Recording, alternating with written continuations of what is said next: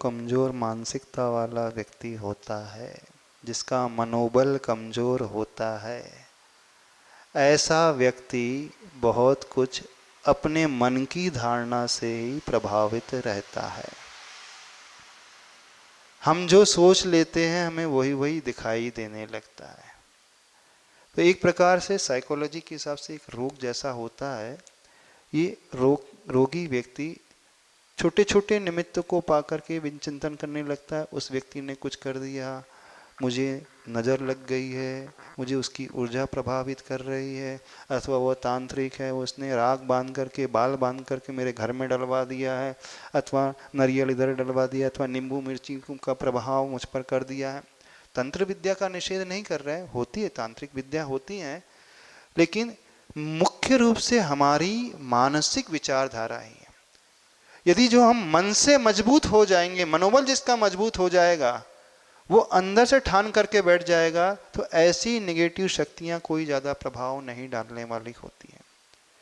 यदि ये तांत्रिक विद्या होती भी है तो उन्हीं पर प्रभाव डालती हैं जो अंदर से कमज़ोर होते हैं।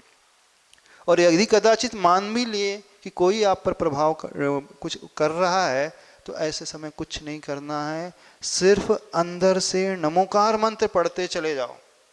नमोकार मंत्र इतना पावरफुल है, इतना पावरफुल है, उसके प्रभाव से ये अला बला इधर उधर की कुछ भी नेगेटिव एनर्जी, नेगेटिव शक्ति काम ही नहीं करेगी।